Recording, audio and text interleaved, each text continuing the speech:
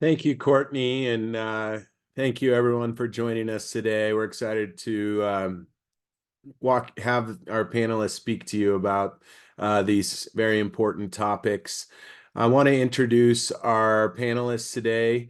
The first one being Joe Bunnell, founder and CEO of Alchemy Security, and then Kirk Hansen, senior consulting sales engineer and manager at Splunk, and then we're very grateful today to have a mutual Splunk and Alchemy customer join us, Brian Brown. He's a senior manager of information security for a biotech firm to give his perspective on these very important topics. So a quick agenda here.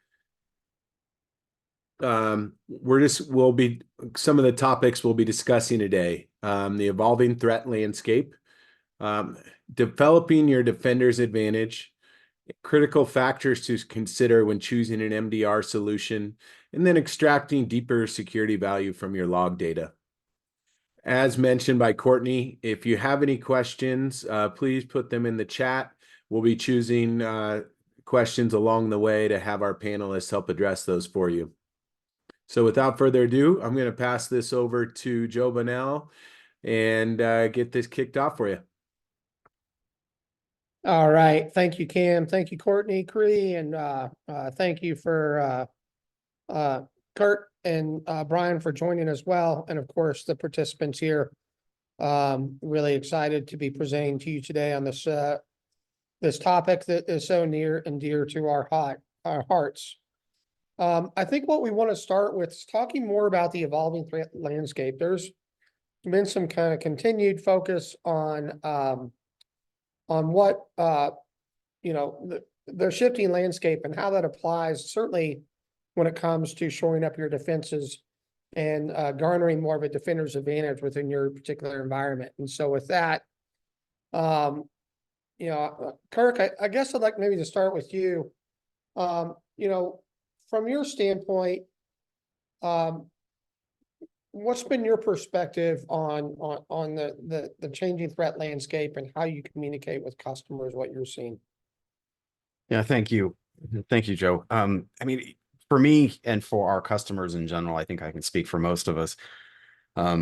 We see an increased threat actor, a tremendous increase activity. So not only the volume, but we just see increasing activity. So where the nation state hacks may have attacked, say, a government or a very large corporation in the past, they're seemingly targeting other things as well. Ransomware is no longer just a single sort of ransomware and then walk away. We are looking at one ransomware attack requiring 4 remediations on average. And so, in other words, that may be a dollar impact, which of course it always is, but it may be other things as well, like remediating network problems or something else. And so those bad guys, those threat actors, are increasing their activity quite considerably. The second piece of this, and these three things really make up that perfect storm, but the second piece of this is that complexity is increasing. So it's not 4 layers deep or however many layers deep of firewalls you have at your home office. It's the advent of COVID increased tremendously the number of workers or folks that we had connecting in. So now we have to be concerned with even potentially what they're doing when we can't monitor. And so that complexity increases significantly. And that's just one avenue, but the complexity is definitely increasing. Let's not even go anywhere near ChatGPT to this or AI in general. It just makes things more complex, which also means that you have more work to do on the back end and have to be more sophisticated. And then the trifecta, the third one that really sort of puts a real blunder on this is a shortage of skills. We don't have the skilled labor pool that we need to draw from, nor do we have the means to, say, just hire unlimited resources for folks to just come in and triage. So these three things together really make up that perfect storm, Joe. Yeah, thank you, Kirk. And AI is not really the focus of the conversation today, but to the general point, the advances in artificial intelligence and we're already seeing it affect both offense and defense in all kinds of ways. From the offensive standpoint, we're seeing more emphasis on successful phishing campaigns because, a lot of times, 6-12 months ago, phishing was often easy to spot just due to really poor grammar and grammatical errors and that sort of thing. And of course, now with the ability to write messages in essentially a native language, if you will, is really enabling all kinds of attackers to be more effective at what they do. Just on that front, out of one of the many myriad of things that we're seeing in the space. Brian, do you have anything to add here from your standpoint? No, I think, these bad guys are commoditizing these attacks. This is a business to them. And so they're going to mass produce and hit as many things as we can, and we need to be aware. They're coming in from multiple angles, and having the big picture view is going to help us address that and be better able to defend our environments. Very well put. Very well put. Yeah, and to kind of add to that, the risk factors are also changing as of late, which I would really kind of put in the evolving threat landscape category. From a regulatory climate, we're seeing the SEC get way more aggressive in terms of kind of picking a point of entry to start to basically create a regulatory environment such that those that have to register with the SEC, publicly traded companies, those that are considering IPOing, that sort of thing, any registrant to the SEC is really kind of in the firing line when it comes to cybersecurity now.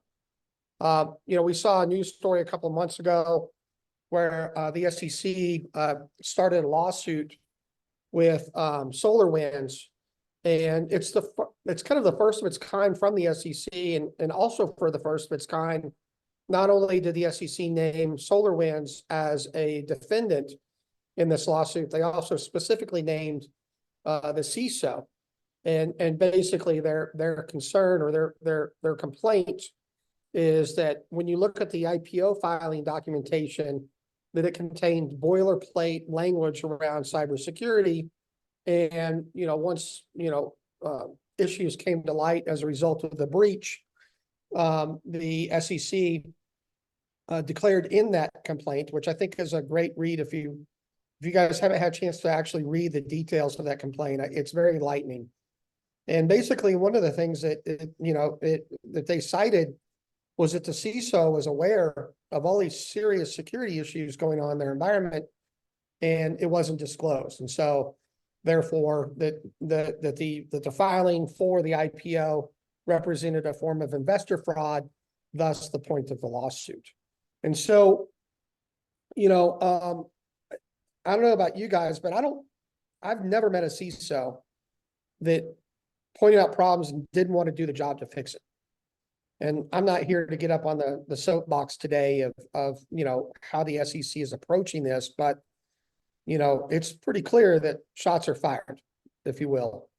And the net result out of this is that the SEC or CISOs and those responsible for driving cybersecurity, particularly with those organizations that have a requirement to provide regulatory filings with the SEC, are going to have to be to the point where they are actively focused on reporting where they're at, what their maturity is, and being very clear as to what those constraints are. So if you've got a challenge with meeting your cybersecurity goals, and you don't have a good way to document that to where you're at, that you could find yourself exactly in the same position of where the CISO for SolarWinds is at, in terms of having to defend himself as part of that lawsuit, because it doesn't seem to me that it was very clear to the SEC that surely the CISO requested all kinds of funding to shore up these weaknesses, known weaknesses in their defense. And, knowing the dynamics of IPOs and how investors and CFOs and everybody else thinks about the balance sheet when it comes to IPO and trying to make that look as rosy as possible, I felt like that was a little disingenuous from the SEC to specifically name that CISO, but that's neither here nor there. It's happened, and I think this is just kind of the tip of the arrow. Two other things that I think are relevant here.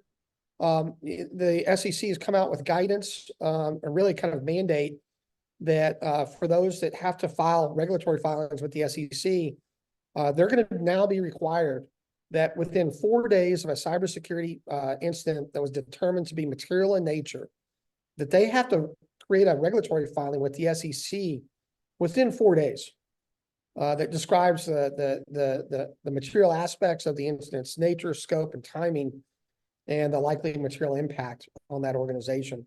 And to me, that sounds that's a big lift to get done in 4 days once you kind of understand, knowing that those documents are going to be public record.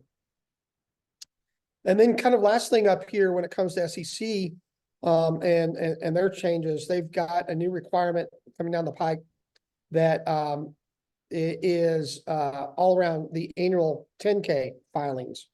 And rather than including kind of boilerplate language, that they're really expecting for registrants to describe their processes for assessing, identifying, and managing material risks from cybersecurity threats, as well as describing what the board of directors' role and oversight is when it comes to addressing cybersecurity threats. And knowing that 23andMe, recently just kind of had a breach, and it took them some amount to respond. It took them some amount of time to disclose. I certainly see the SEC being an example here, or making 23andMe a potential example in the same way that they have with SolarWinds, and I just see more and more of that coming. Brian or Kurt, do you guys have any additional thoughts on this kind of changing regulatory scope? I think the perception of people not stepping up and wanting the government to do something is going to increase regulations. So I think we need to be aware and be prepared to respond to a changing regulatory environment globally, not just in the US. Yeah, that's a great point, Brian. And I think that's going to be, it's only going to go one way from here. I agree. I think too, it's going to be, we have to embrace it. This is one of those death and taxes moments for us. Right. So these are this is an immutable thing, meaning it's not going to change. It's going to only get more ratcheted down. And I think that's going to be more positive for us as we go forward. And if we don't embrace it that way, it's probably going to be more difficult anyway. Yeah. It's the acceptance is the first step to recovery kind of scenario right here, right? Yes, sir. Exactly. That's exactly where my mind was. A joke I often like to make light of in dark moments of time. Another thing here happening is changing kind of cyber insurance requirements. Last year, you guys might remember at the first of the year, there was an executive over in Europe that ran one of the big underwriting firms, suggesting that cyber risk was getting so great that they were going to walk away from that. And that story kind of disappeared over the year. And what we ended up finding was, over time that cyber insurance costs actually decreased in aggregate for many organizations last year. But the thinking this year is different. There's a trade publication called Business Insurance, and they reported a poll of cyber insurance brokers, and over 56% of those cyber insurance brokers felt like the cyber insurance costs will increase greatly this year. It certainly seems like the writing is on the wall with that. And of course, so one of the best ways to reduce this cost is by doing the things that you guys should be doing anyway, in terms of things that directly track your cybersecurity posture and implementing the safeguards that cyber insurance premiums are required today, if you really want to start working on those cyber insurance costs. And then, of course, the big thing is cybercrime, which we're going to be jumping into now in just a little bit more detail here. I'd like to give just kind of props to Cyber News. They're an outfit that I recently learned about. I don't really know any people over there. They've got some interesting reporting that they're providing. I'd like to see a little more clarity on how they're capturing some of this data, but you know, when I looked at some of this data and compared it to other things that we've observed, like in the Verizon Business Data Breach Report, et cetera, we started seeing a lot of commonality. So it seems like their data is spot on. And, you know, one of the news stories that they published late last year was that the World Economic Forum has declared cybercrime as the third largest economy globally after the US and China, which just is mind-boggling for me as a practitioner, you know, being in the space for over, 24 years now. That's a big deal. And, the Cyber Security Ventures, who was kind of behind some of the math on this, estimated that the total cost in 2023 was approaching $8 trillion in global income, if you will. And with estimates as high as 10.5 trillion by 2025. Those are tremendous numbers. And when you look at just the state of the state, it seems like this is just going to continue to rise in scope and magnitude, particularly for those in the West that are having to defend themselves against what is really kind of nation state sponsored activity these days. When it comes to some of these analytics, Brian, Kirk, you guys had a chance to kind of take a peek at some of this data that Cyber News has published. They're saying you're talking about, of course, they posted some of the latest attacks and some detailed data around the different threat actors, which I found interesting to note that all of these seem to be variants of Russian state ransomware as a service ransomware gangs, which I think is pretty enlightening. And then some of the industries and victims that they've been tracking here. So I'd be interested in getting you guys' thoughts and kind of take on some of this data and how you see it in conversations with either in your environment or with your customers.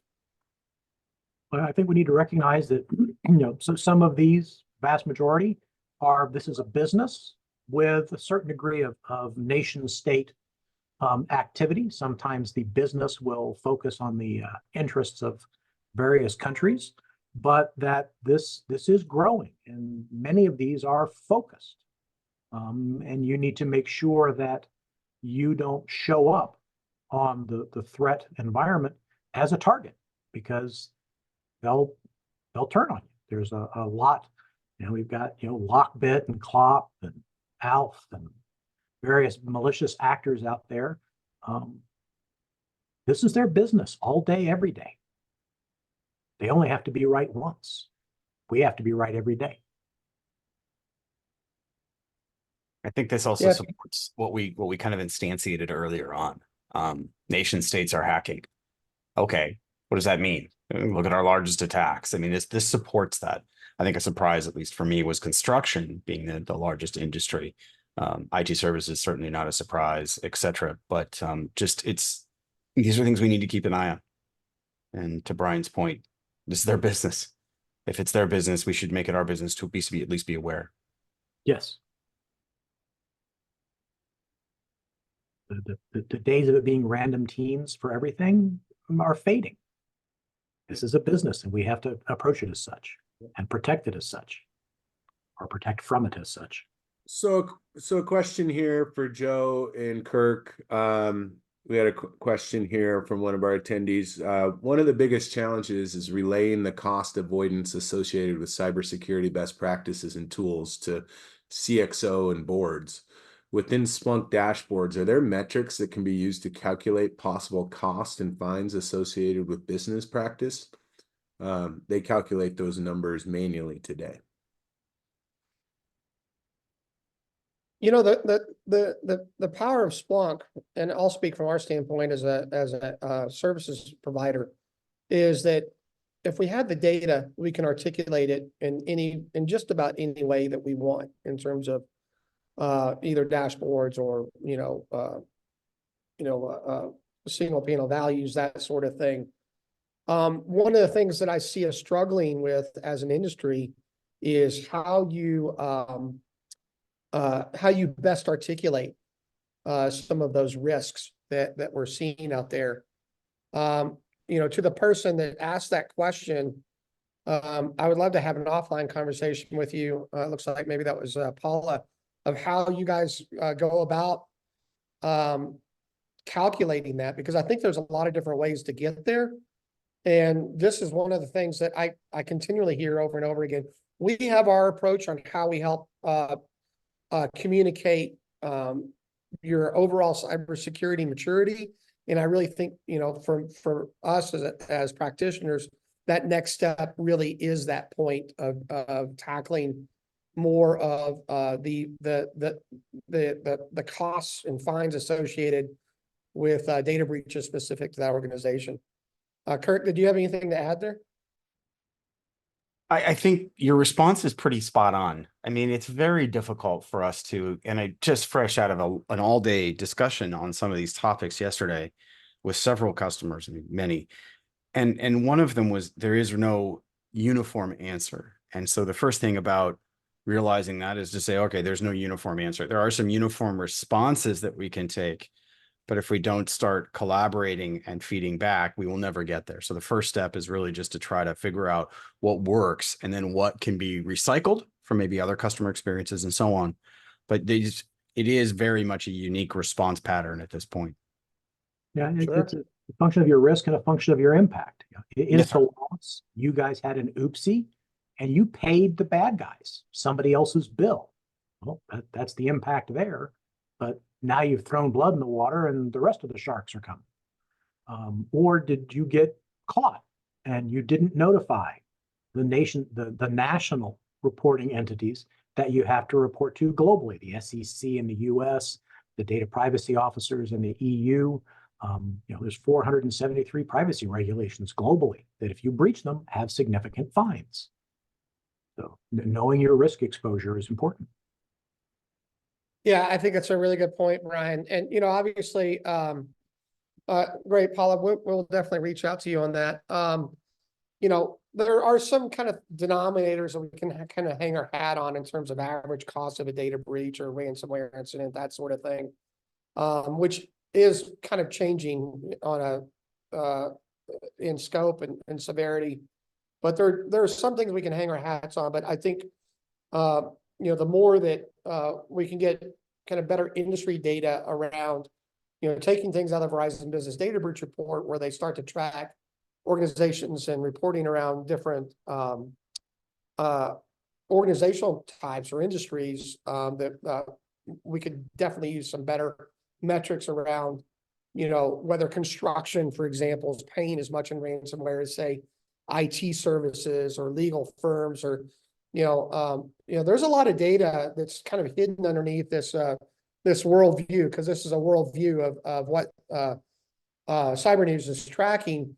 And start to break this down in the US, I was really surprised to see, well, not really surprised, but kind of surprised to see like how much legal and law firms are being targeted. And the thing that I think everybody has to remember here is that these ransomware gangs, these are all state-sponsored tool sets being provided to threat actors to, the goals of the state are disruption.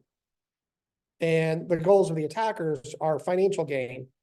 And, one of the things that we've seen, particularly as of late, is, I don't know if you guys caught that story just in the holiday season kind of came along. The FBI came out and announced that they had taken down one of these ransomware gangs, Black Cat, which is associated with Alfie.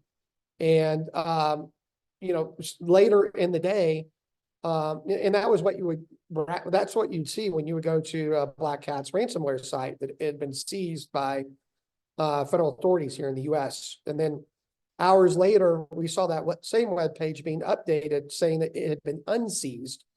And it was pretty clear at that point that the gloves were starting to come off in a bigger way between this ongoing pervasive threat throughout the West, really, and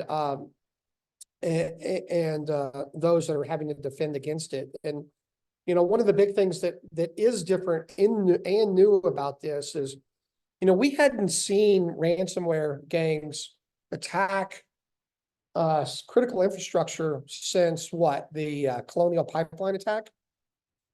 And so we really hadn't, obviously hospitals have been hit and certainly other things that I would consider to be critical infrastructure, but kind of that classic definition had seemingly been off the table after the Colonial Pipeline attack. And what ALV has come out and said is that not only is critical infrastructure back on the menu for attackers, but they also increased their payout to 90%. So it's like a 90-10 split between attacker, with 10% going to the ransomware gang behind the development of those tools being used by these attackers. And so that's a new dynamic. And I think this is one that is here to stay without question. We've certainly seen it as of late. Boeing had a recent security breach that was in the news. And, Boeing does a lot more than just commercial aviation. And one of the things that we're seeing out of these attackers these days is it's not just encrypting. And in some cases, they're not even bothering encrypting systems anymore. They're just exfiltrating data and using that as the leverage point to get ransoms paid to the attackers.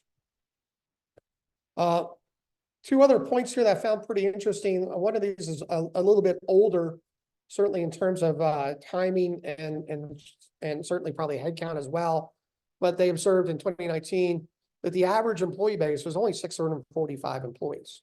And so it wasn't just the big boys that were being targeted. Similar to construction, some of these other industries that we didn't expect to see. I didn't expect to see that low of a number being communicated here. And then the other big thing that they noted was that out of a survey that they ran, that 50% of IT professionals believe that their industry was ill prepared to handle a threat of ransomware. And we see that a lot, obviously, doing what we do.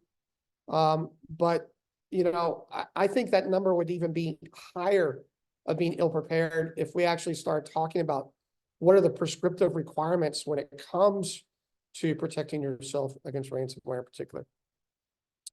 Anything to add here, gentlemen? No, I just think recognizing that they're not just chasing the big boys, because smaller companies are more likely to pay. Yes. The big boys take so long to do anything, they might want to pay, but they can't get out of their own way.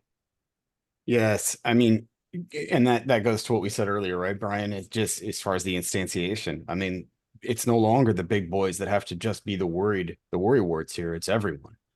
And as they more programatize, to your point, this as a business, it becomes incredibly eye-opening that we're all going to have to keep our eyes very open to this.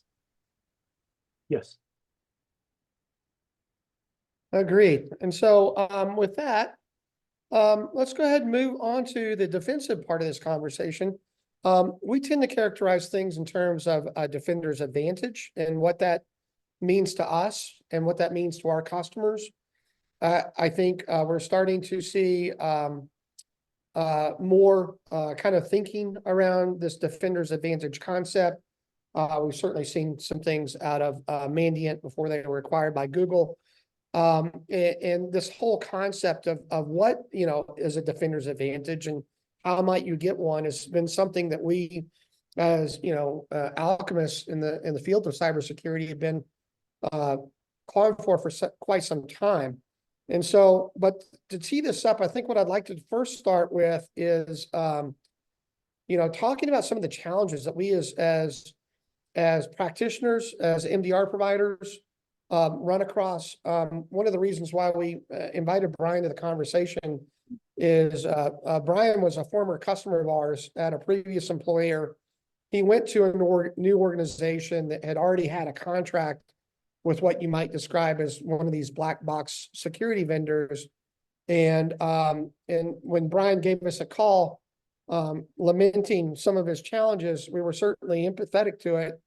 And we felt that what Brian was sharing with us was pretty much in line in many respects with what we were seeing as well. So Brian, maybe if you want to take a moment, and Kurt, feel free to jump in as you see fit here. But this, and also from our standpoint, our views on what we see as the challenges in this space and how we need to overcome them as practitioners. Yeah, I mean, one of the things we look at in this space is some of the vendors that we say are black box. And in my experience, there's two types of black box vendors. There's some where your data simply disappears and you never hear anything ever again, but they're a big name, so they look really good on your insurance paperwork or your audit paperwork, but they don't actually help you solve the problem. Others, sometimes recognizable names, they're just little Sir Echo. They don't actually provide any value whatsoever. They simply make you log into their portal to look into their ticketing system, to look at an alert from their system that simply tells you you have an alert in one of your other systems that you were already getting alerts from, that you then have to go log into that system. And it's simply a fire hose of feces of making what was one activity now 5. And then there's no integration of the data. It's just one-to-one regurgitation of what you were getting in other places. And one of the big power here with Splunk and with Alchemy is building that big picture integrated view that gives you the power to respond in a timely manner.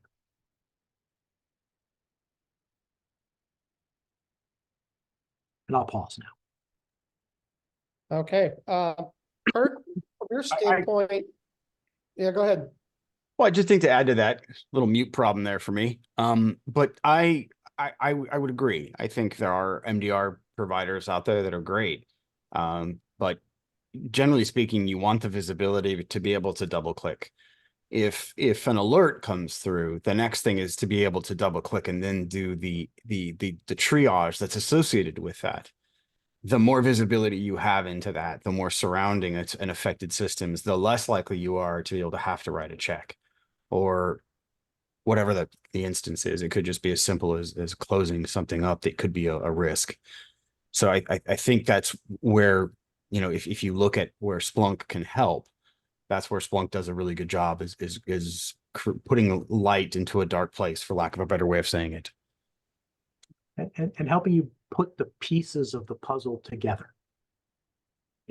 Just looking at one of your Azure logs may not tell you, but looking at your Azure log combined with your network log, combined with the local workstation log in one big picture, in one unified image, can give you the answer very quickly and a path to solution.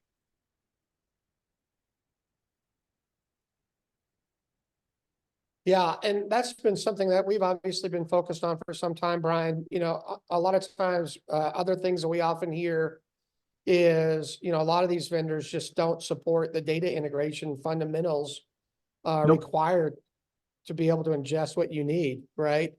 To be able to get to that unified view and that unified workflow.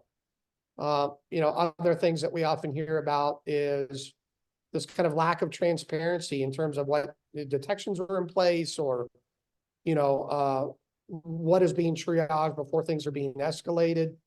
Brian, it seems like your experience with recently was that there was a lot just being put on you to go triage, which sounded like crazy to me, but that seemed to be your experience.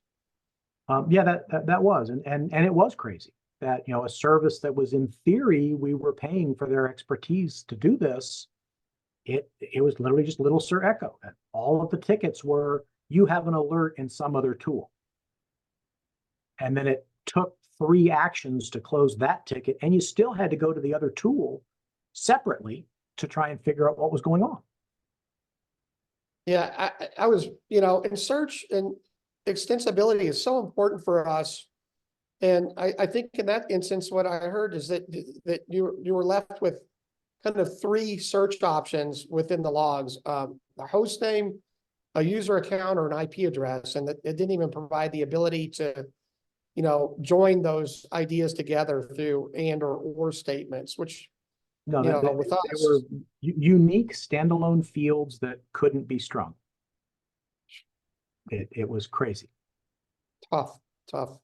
And it's surprising to me that these organizations, with their financial backing and marketing efforts have gotten to be as big as they've gotten in some cases, just knowing some of these really kind of significant holes that we see in their solutions, all the way through and how and driving more of your strategy overall and really focused on that outcome-based solution, like in our case of just, where we position things as being the guys that do the heavy lifting on behalf of our customers, and we're just here to bring the kind of those nuggets of information that we feel like are really important. So with that as a kind of a backdrop here, Sun Tzu is a lot of things to a lot of people.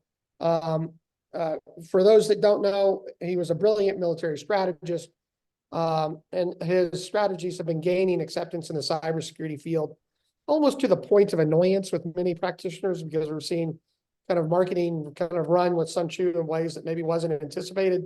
And so when I came across this idea of when I was thinking about Defenders of Ant and how we get there, I saw this meme and I just thought it was hilarious, right? That stating the obvious answer is that, what you want is to make sure that you have the proverbial higher ground and just bringing this kind of common sense approach to the way we think about it. When I saw that meme, it kind of kicked off a thought process for me around how do we know when we have a Defenders of Ant? How do we measure it?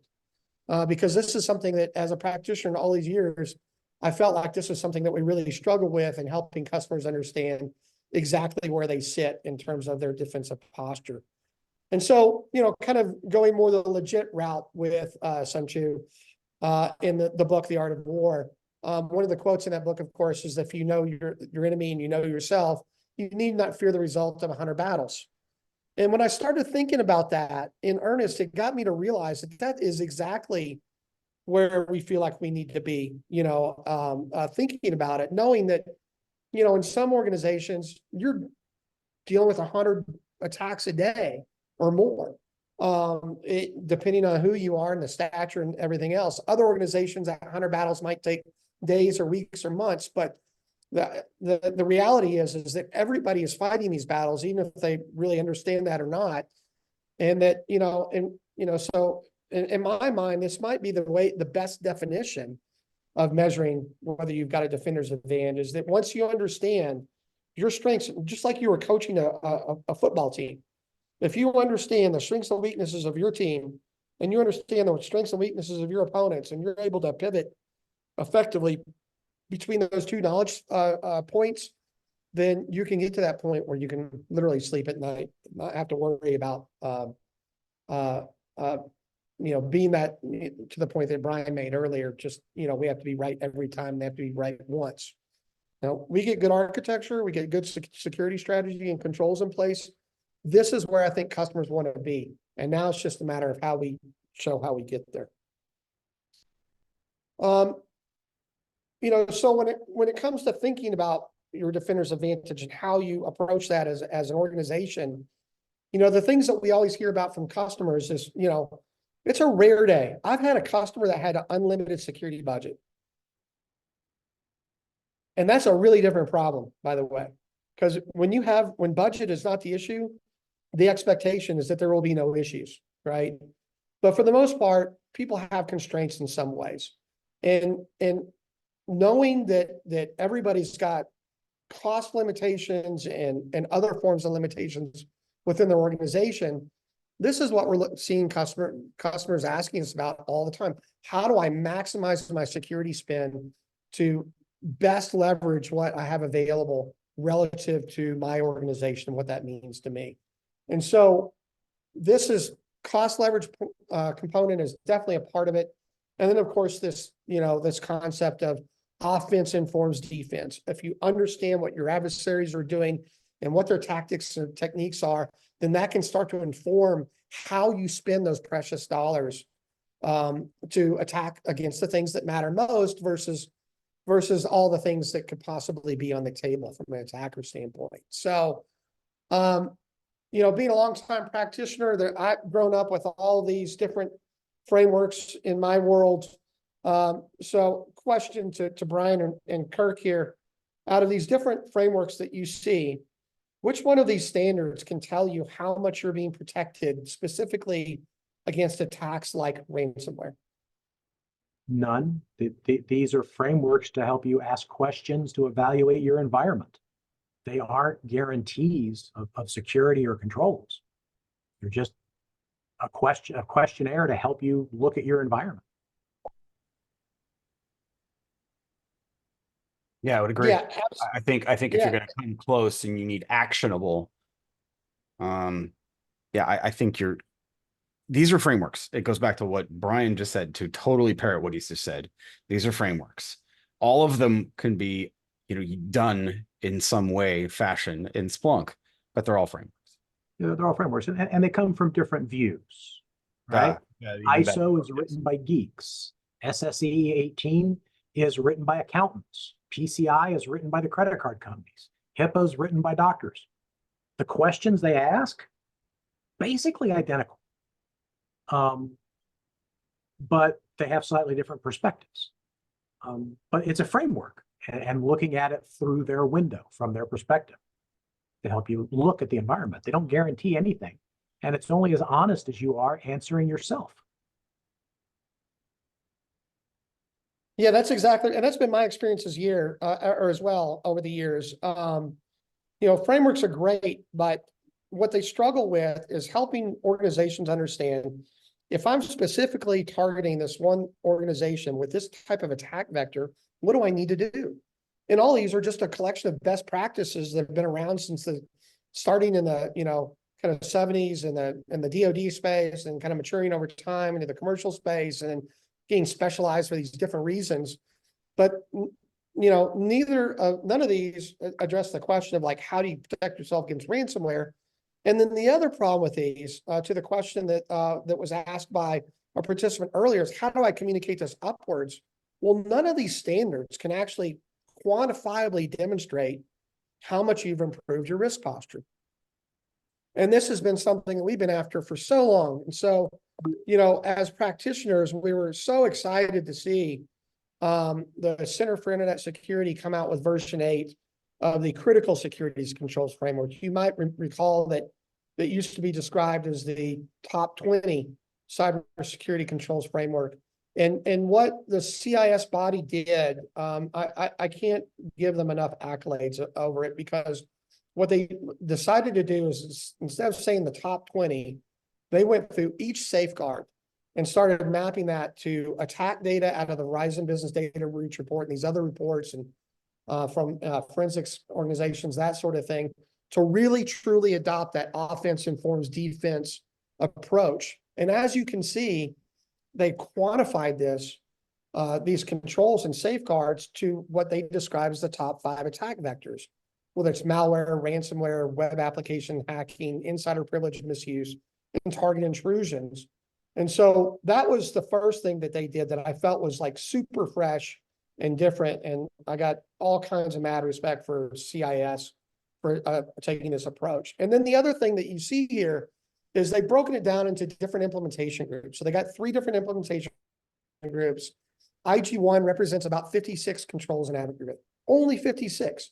You guys saw on that previous slide, NIST has over close to 1,200 different controls that you could choose through that would not really help you with the things that are happening today.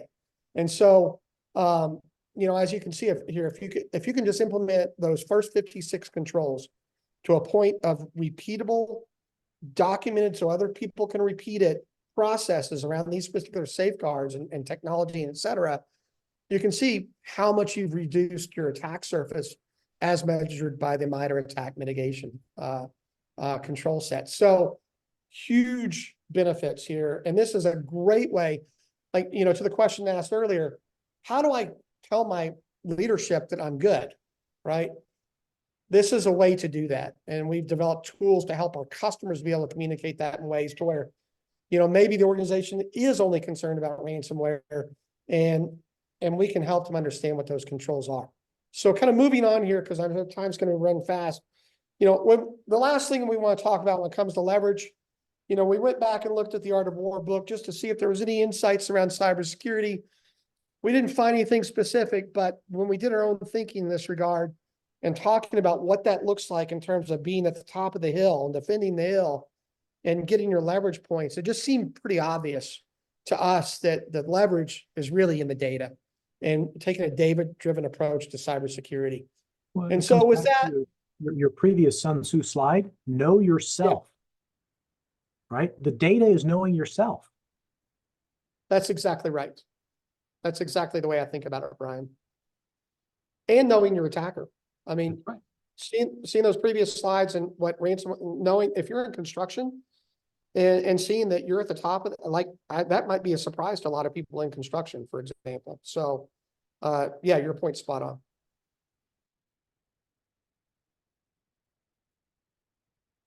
Okay, so from our standpoint and what we're about and what motivates us and our why, if you will, is the things that motivate us are helping our clients define and build upon their defender's advantage by adopting a data-driven approach to cybersecurity program management, by delegating as much to technology as appropriate and feasible, and really just helping our customers do better faster with less, because that is another requirement that is pretty much on the table these days in particular. And so, when it, go ahead. Was there? Oh. All right, sorry, I thought I heard something there. So when it comes to what that means to us and how we think about MDR services and what those considerations need to be, getting back to that offense informs defense approach for us meant, bringing that best-in-class technology stack to the table. We've worked with great tools. We started with ArcSight years ago. We worked with some crappy tools that I will not name, but were really demoralizing and frustrating for us as a service organization. And then when we got to Splunk, it was like that breath of fresh air again. Helping our customers help us understand what their overall cybersecurity maturity and resiliency looks like, so that can start to help us inform defenses there. Taking cyber asset attack surface management to a new level as a service provider, both internally and something that we can provide to clients. Bringing better transparency and understanding of threat coverage, another consideration that we feel is super important. Getting that triage and escalation management in place to where we're not asking our customers to do our job for us. And then, of course, from where we sit, that boutique experience we feel like is super important.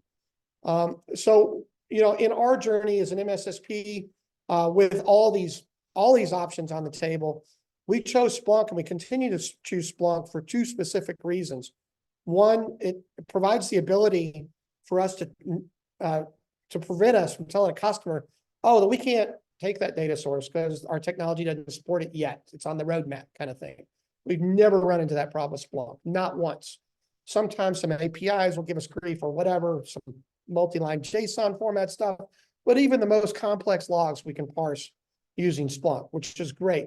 And then, of course, the other ability for us is to build applications on top of that, which I'll be doing a quick drive-by here in a minute. And so, but I wanted to invite Kirk to the table here. Kirk, being involved with security conversations every day with Splunk customers. And Splunk, and Kirk, maybe just take a quick minute here and help us understand what you've heard to be important from your customers as you're talking about this journey. Yeah, got you. I mean, the Splunk difference, right, especially as it pertains to security, this is a standard value prop, but it really ties into what you're saying, right? Any data, any source. This is something that's made Splunk today, and why many of us, love the product so much. The fast, flexible nature of the investigation is incredibly important, right? Getting at it, setting it up, saying, okay, and then diving back into from whence that sort of the source of that data came from, even starting and understanding maybe more of a blast radius beyond just the kill chain. And then, of course, the scalability we have customers far exceeding the terabytes limit and way up into higher limits. And then we have open ecosystem, right? We have tons of apps that can help you get there, as you well know, and as I'm sure our customers do. And then deployments. It doesn't matter if you're multi-cloud hybrid. It doesn't matter if you're still on-prem, anything. We have the ability to support not only just the on-prem cloud, but also hybrid environments as well. Yeah, and for us, these were all the things that we needed. And Brian, did you have anything to add here from your standpoint, being a I think the big thing that Splunk brings is that integrated view, right? We've got, I saw some questions go by about, well, this big player or that big player are coming out with these tools. And in German, there's a saying, immer Mensch, ihre Fenster. Every man has their own window. And if you're using that tool from that vendor, you're going to have a halfway decent window into their world. But last shop I worked at, we couldn't get them to get a good Splunk SIM type tool. So we had 44 of those windows that we were trying to combine in our heads. Setting up a tool like this, where you can aggregate those into, I don't know if you're a Heinlein fan, into a grokked interface where it's integrated, where the concepts come together so you can see that big picture, is immensely powerful. I agree. And, Brian, I think out of all of our customers that we've supported, past and present, I've always appreciated that you really kind of grok the point that, a picture can tell 1,000 stories, and especially in graphical form, and just taking advantage of the Splunk ecosystem to really drive your own reporting requirements with the different stakeholders that you have to support in your business. I mean, in a very concrete example, in the last company you and I worked together in, when owners would get locked out because of failed passwords, it was taking weeks to run that down. Once we built the proper integrations dashboard and looked at the various pieces of hardware, we took that weeks to remediate that problem to minutes, because we built a dashboard that said John Smith is failing to log in because his old iPhone is connecting from his home IP address. And it turned out his kids had gotten an old phone out of a drawer and had turned it on. But we were solving those things in minutes, not days or weeks. Yeah, that's a good perspective. Thank you for that. And that's, obviously as an MDR provider, that's super important to us, fast response times and having access to data. And there's nothing more frustrating as a practitioner of having a customer looking for answers to questions, but with inferior tools are struggling to get those answers versus superior tools where as long as we have the log source and the data provided, we can get there really quickly. And so moving on real quick, because I know time's just going to escape away from us. I want to talk a little bit about how we help our customers deal with the visibility problem in aggregate, kind of the question that was asked earlier. This is one of our premium applications that we can make available as part of service with our MDR customers, or a standalone Splunk premium app. But this is called Lapis. Being Alchemist, we're big fans of like kind of the tie-ins there. And, Lapis is essentially the philosopher's stone for Alchemist. And we thought, what a great metaphor for being the corner of your cybersecurity program, of how you track your security controls and how you report on that upwards, using kind of this maturation scale, knowing that all safeguards, there's no such thing as on in place or not. It's all shades of gray. You could have something not in place that would represent a 0. You could have something, you could have a 5 in place that would represent this ongoing data-driven continuous improvement process around a particular safeguard, because maybe those particular safeguards are more important to your organization. And of course, with the flexibility of Splunk, this allows us to execute on our vision of writing these applications. And as you can see here in the screen grab, like if you wanted to understand what your control set needed to be for ransomware specifically, now that the CIS has kind of provided this mapping for us, we're able to break that down now to where if you wanted to see your specific view and what your defensive posture is against, not just the whole framework, but the top 5 attack vectors, well, that's a conversation that leadership can understand. If you tell them that you're compliant with ISO 27001, I don't think that really resonates. But if you tell an executive that you have really low scores on the ransomware front, and that's what your leadership is telling you that they're mostly concerned about, letting Lapis help you dictate and drive that story is super important for you.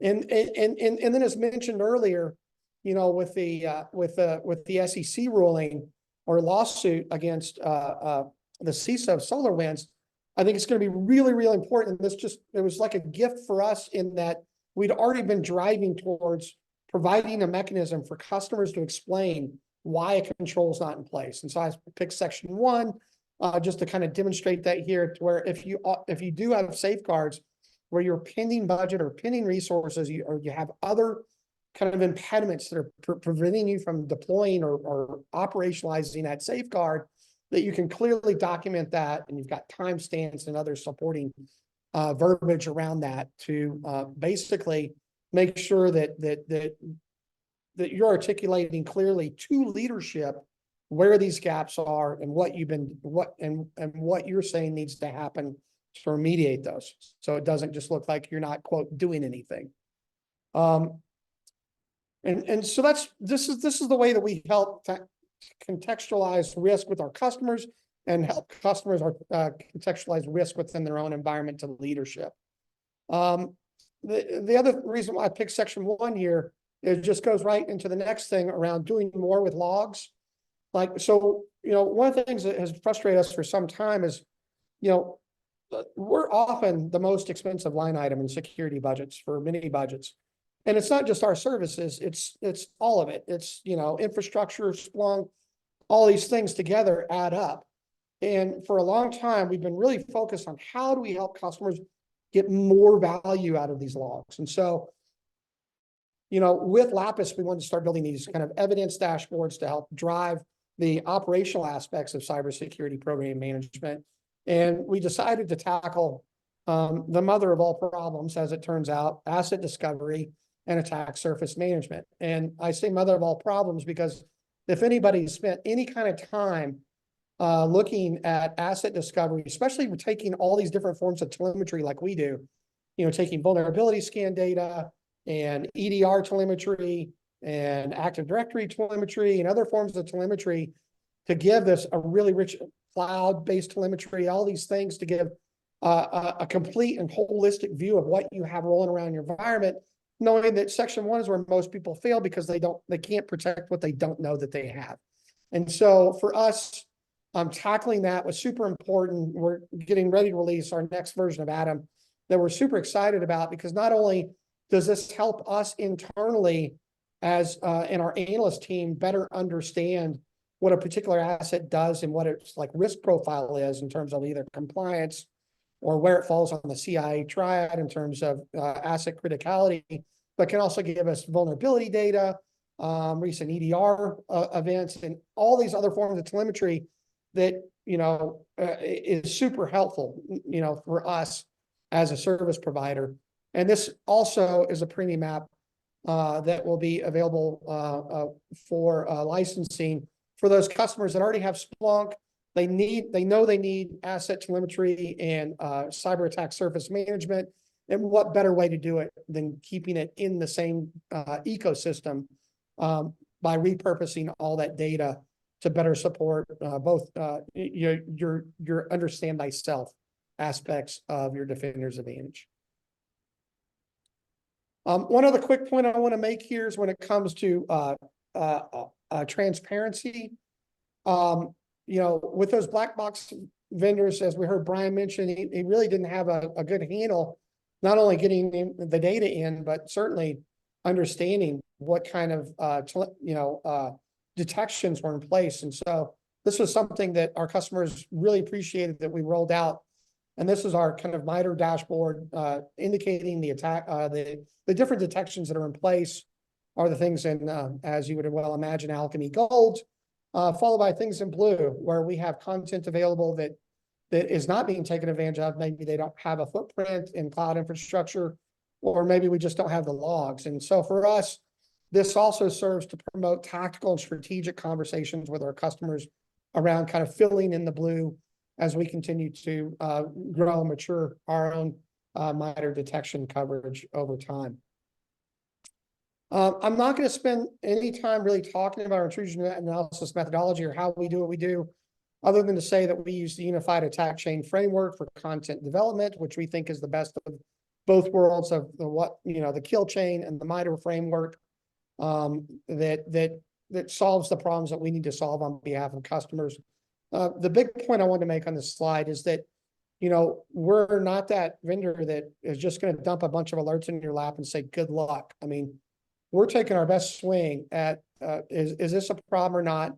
99% of the time, it feels like anyway, most of these are just, false positives that we're taking off the table. So we don't have to, share that with Brian for Brian to go, what are these guys talking about? This is a false positive.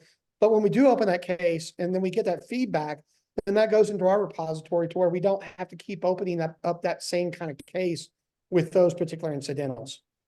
It's been, I'm proud to say, quite some time where we've opened up case against a vulnerability scanner more than once.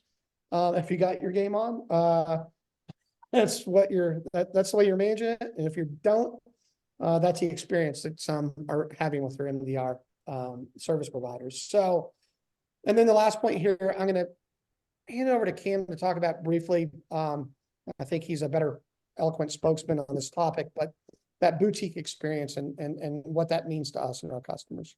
Yeah. Thanks, Joe. And thanks everyone for sticking with us for a few extra minutes here today. All these topics are very important and we're doing our best to get through it.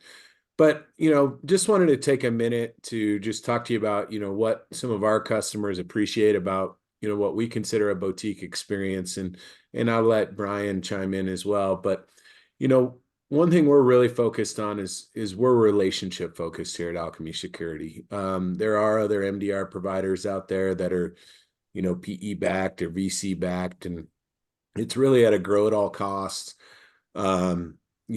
type of business model where they want to get you in, and then they've got to move on and get the next customer. We're really focused on ongoing customer experience and, helping them continue through that security journey and maturation over time.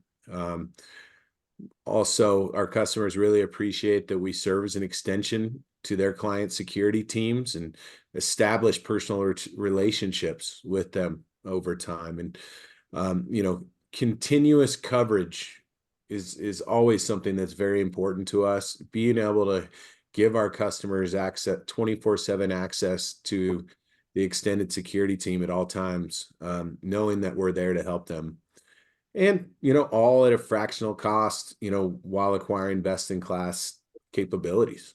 So with that, I think it'd be better said if Brian chimed in a little bit and kind of spoke to his experience. I mean, I think we need to look at this environment, two ways. When they're first, building, this is a relationship. And vendors in this space come in one of two buckets. They're either the dating app, the Tinder, the Grindr, move on to the next one kind of folks, or they're the Marion kind. Well, Alchemy and Splunk are the Marion kind. They're the kind you build that long-term investment and relationship, and it wins. But we have to make sure that this is a relationship and an investment. It's a three-legged stool. Alchemy brings great resources and great teams to the table. Splunk brings great tools to the table that we can really work with to build a great environment. But notice I keep saying we. As the customer, as the owner of the environment, we need to build the environment correctly. And we need to collaborate and participate with Alchemy and with Splunk. Joe talked about, well, we never do false positives for vulnerability scanners anymore. And he's right. If I'm smart enough to tell him the scanner's there, if I don't, then I'm just making my own silly work.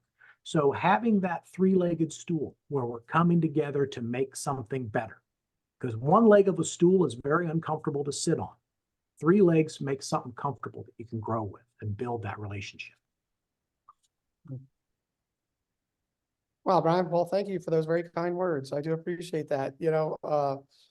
it is the way we think about it. We do see ourselves as an extension of customer security teams and really maintain that kind of continuity that our customers come to expect. You know, potentially for those that, you know, this MDR in particular, I'm here to say it is the deep end of the pool. I've lived a lot of different lives in the cybersecurity field. It is really, there's a lot of complexity that we manage every day. And the fact that we're able to do that in kind of a fractional cost customer for our fractional cost model with our customers is something that I got to say I'm pretty proud about. I think y'all do well. And for those of you that may not have caught this earlier, I've dealt with Alchemy and Splunk at multiple companies. And at my current role, I ripped out the black box POS that we had in place that were just a fire hose of feces with the junk they were sending to bring Splunk and Alchemy on board in my current shop. And this is the third company I've done that in. I value their commitment and the resources that they bring to the table that much. I'm gonna hush now. Well, thanks, Brian. Much appreciated, sir. And we appreciate the relationship as well. You know, Brian was one of those. So we have these badges that to recognize different things. Brian brought us a great idea once, well, in a previous role, and we sent him a badge. It's an embroidered badge celebrating the great idea that he brought to us that we're able to extend to other customers. And that's, I think, very telling in what we focus on and why here at Alchemy Security. So to kind of wrap this up, you know, in summary, I just want to remind you guys that the regulatory climate is absolutely changing, and y'all gonna have to be ready. And knowing why your cybersecurity program is at the maturation that's at is going to be super critical going forward. And being clear at what those impediments are, and just making it leadership's problem. You're just the communications vehicle to help them understand what needs to happen. When it comes to cyber insurance cost containment, that's going to continue to drive security as a service organizations like ours. You know, in addition to MDR, we provide managed security awareness training, managed vulnerability intelligence, and a variety of Splunk professional services and other professional pen testing, that sort of thing, to help our customers get that more holistic view and management of a lot of these things that are required by cyber insurance companies today. Ransomware is going to continue to be the big story here. As mentioned, I think you can expect to see more headlines with critical infrastructure assets being compromised. I don't think that's a wild prediction, but I think it's going to be one that it proves to be accurate over time. And knowing that intellectual property is compromised now as part of a ransomware things, the more likelihood that intellectual property will be shared with nation state adversaries. I can only imagine what the people at Boeing were thinking after that. And there's just 1,000 of them. I'm not trying to pick on Boeing here. There have been lots of organizations that have been targets of nation state, especially, you know, all those behind the SolarWinds breach that were affected. A big pool of organizations, and we as practitioners, and really as kind of you know, society members, need to better start thinking through what intellectual property we really can't have falling into the hands of our nation state adversaries, and how we're going to approach that better. And then kind of last point here, extracting the net new value as we describe it from security data will continue to be your biggest points of leverage while showing up your own defender's advantage. Being able to have that capability of logging from any data source and parsing it in any ways that we need to, adopting a risk management framework, integrated risk management framework that I didn't show you guys all the things we can do with Lapis and Atom today. No time for that. For those that are people that are interested, we'll be dropping our contact info here in just a moment, and feel free to reach out. Cam will also be doing a little bit of reach out as well for participants, and we can have that one-on-one conversation that I saw being asked earlier.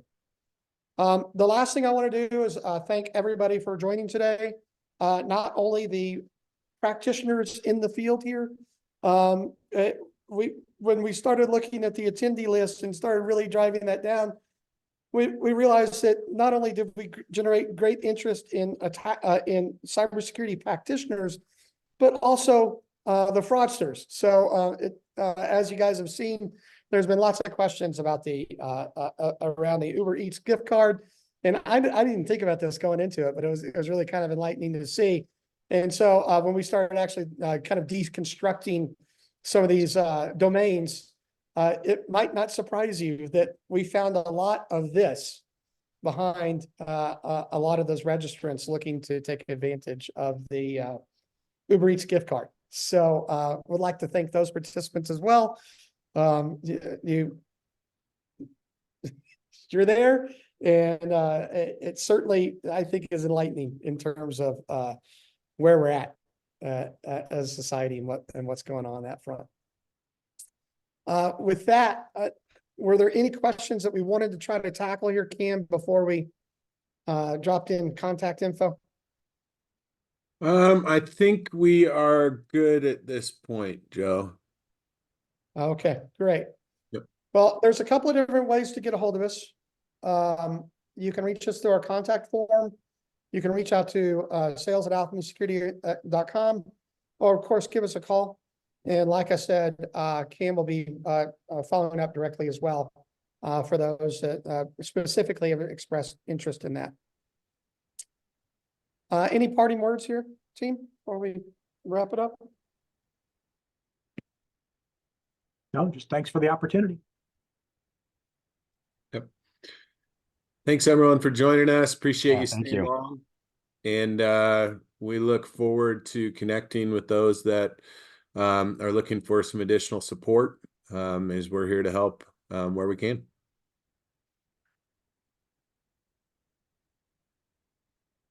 All right, thanks everybody. You guys have a great day, and thanks for the awesome questions, and we look forward to following up.